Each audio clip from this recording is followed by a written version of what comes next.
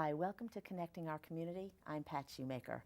Our guest tonight is Dan Sittimer. He's the chairman and conductor for Category 5 Wind Ensemble, which sounds like a highfalutin thing. What is Category 5 Wind Ensemble? It's not too highfalutin. Yeah. We're very approachable. We're very friendly people, I promise you. Okay. But we're a group of musicians that put on free concerts and enjoy what we do, making music for the public. And how did this get started? Well, that's a good story, Pat. Yeah. I'm glad you asked. So, you ever been to a bar and had a really good idea?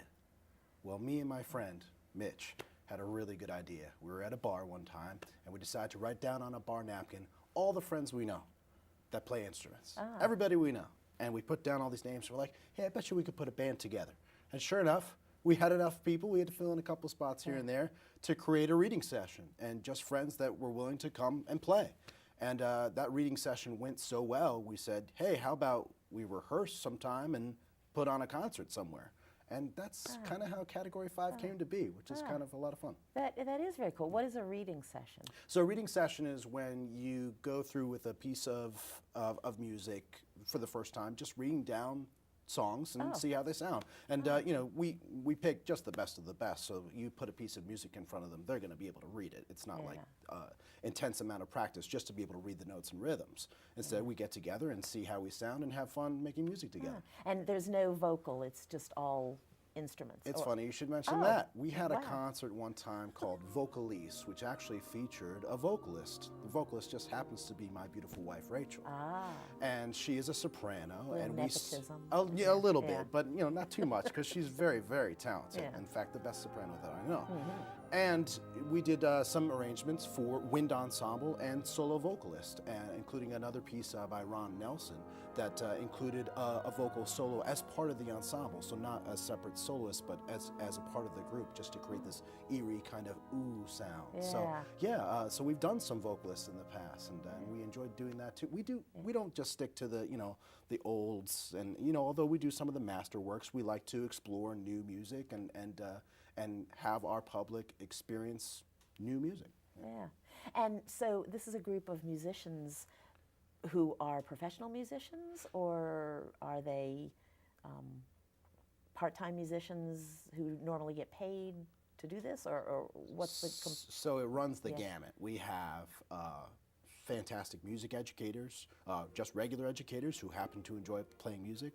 We have amateurs, we have real estate agents, we have retired military personnel, we have all kinds of people, Peace Corps members. It is incredible the number of people who want to be involved in an ensemble. And Category 5 sort of fits that niche for those people. And we get them through word of mouth. There's no formal audition.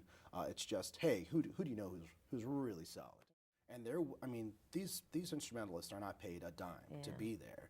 They are there of their own accord because they just love making music in an ensemble and this type of music, and also just the opportunity to perform. Although I do have one person in my ensemble who loves rehearsing, really loves rehearsing. Anyway, and he's like, I'll never have a performance. I don't care. I just want rehearsal. So anyway, I must be doing something right.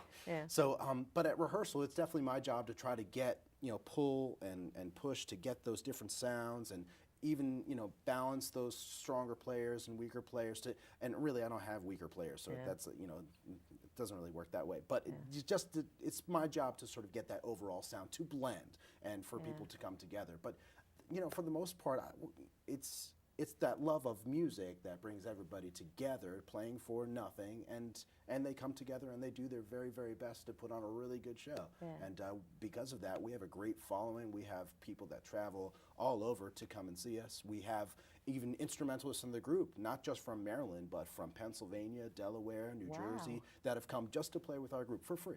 Wow. And so where does someone go to see your group play? So we play concerts wherever we can play for the least amount of money because we are a nonprofit group. We try to play in high schools where we can get in. We played recently at Damascus High School, for example. We'll play at churches. Churches are really good venues. We're playing at the Lutheran Church of St. Andrew in Silver Spring, for example. And pretty much anywhere between Baltimore and Washington where we can find a free place to play is where we'll go. Yeah. And so for people who want to come and see a show, or 6 or 10 or however many they want to come, how do they get tickets? Is there a charge? We do not charge at the door for any of our concerts. Part of our philosophy as an ensemble is that we wanted to put on free concerts that anybody could come see, especially children. We love having children in our concerts. It's not just about adults, it's approachable for everyone. It's not even a long show. Most of our shows are about the 45-minute mark. And as far as money, we are a nonprofit, but we do need we have some operational costs. Most of it is either securing a venue or purchasing new music. Music is not cheap, but because of the generosity of our many, many donors at our concerts, we have been in the black.